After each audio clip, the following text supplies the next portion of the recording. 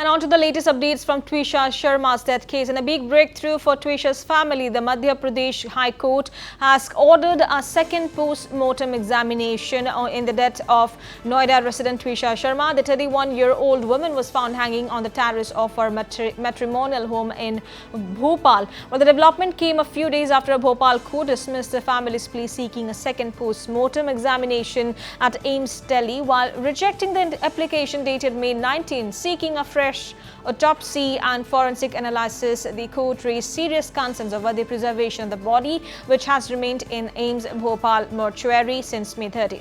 But the Madhya Pradesh High Court's directive aligns with the demands of Twisha's family, who had refused to cremate her body while alleging foul play.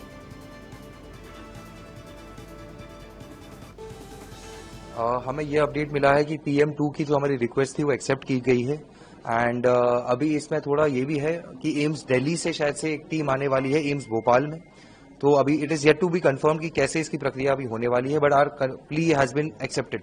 इसका अभी तक मुझे खबर नहीं है, इसमें I am yet to confirm it, तो अभी मैं इस पर कमेंट कर पाऊंगा इसमें कुछ। जी बिल्कुल, पहले ही करना चाहिए था ना, if he has nothing to hide.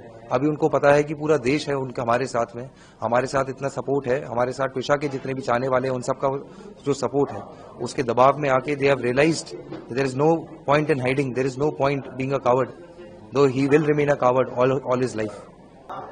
Ji I feel ये छोटी जीत है, बट ये एक राइट डायरेक्शन की तरफ है।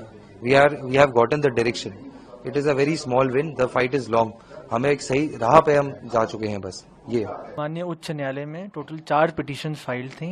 एक शासन द्वारा गिरिबाला सिंह के विरुद्ध उनकी बेल को चैलेंज करा गया है, जो नीचे सेशन कोर्ट ने उनको दी थी। इसके बाद एक जो विक्टिम के फादर हैं, उन्होंने भी उस जो नीचे सेशंस कोर्ट द्वारा जो गिरिबाला सिंह जो आरोपी हैं इसमें उनको जो जमानत दी गई थी उसको चैलेंज करा है। वो दोनों पिटीशंस को सुनते हुए आज उच्च न्यायालय ने उसमें नोटिस जारी करा है और अगली हेयरिंग 25 तारीख को रखी है, जिसमें आर्ग्यूमेंट्स होंगे कि उनकी बेल को क्यों ना कैंसिल करा जाए और किन पॉइंट्स पे चैलेंज करा गया है, लीगली उसमें क्या कमी थी, इन सब की हेयरिंग 25 तारीख को होगी। इसके अलावा एक तीसरी पिटीशन फाइल हुई थी सेकंड पोस्टमार्टम कराए जाने के लिए। उस सेकंड पोस्टमार्टम की पिटीशन को भी उच्च न्यायालय ने सुना, सबके तर्क सुने, शासन के और पिताजी उनके जो विक्टिम के फादर हैं उनके द्वारा जो फाइल करी गई थी पिटीशन, उसको सुनते हुए सभी तर्कों को उन्होंने सेकंड पोस्टमार्टम अलाउ कर दिया है। हालांकि यहाँ से दिल्ली जाने की जो बात थी वो उतना कन्वीनियंट नहीं था, इसीलिए सबकी सहमति से दिल्ली से एम्स डायरेक्टर को डायरेक्शन पास हुए कि एट अर्लीस्ट वो एक बॉडी कॉन्स्टिट्यूट करें, वहां के जो एक्सपर्ट डॉक्टर्स हैं वो दिल्ली से भोपाल आएंगे और तुषा शर्मा की जो बॉडी एम्स में रखी है उसका सेकंड पोस्टमार्टम कंडक्ट करेंगे। And earlier, the Madhya Pradesh government had recommended a CBI probe into the dowry death case of Noida woman Twisha Sharma.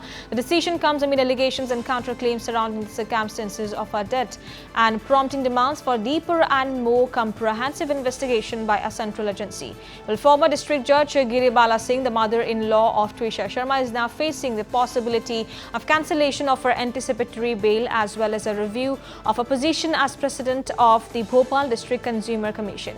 Well, police have issued a third and final notice to Giribala Singh, directing her to record her statement in connection with the case. Police indicated that if she continues to avoid cooperating with the probe, they may approach the court seeking cancellation of the anticipatory bail granted to her by a Bhopal Sessions Court.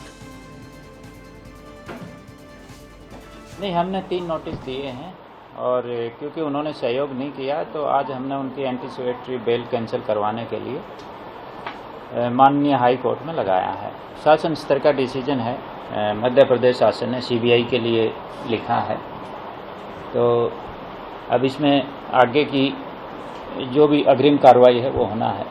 वो उसमें बयान हुए हैं, उसमें basically 3 लोगों का जो जिक्र कर रहे हो, एक तो उसमें मुख्य आरोपी है समर्थ सिंह, 2 व्यक्ति भी हैं, उन दोनों व्यक्तियों के बयान हुए हैं।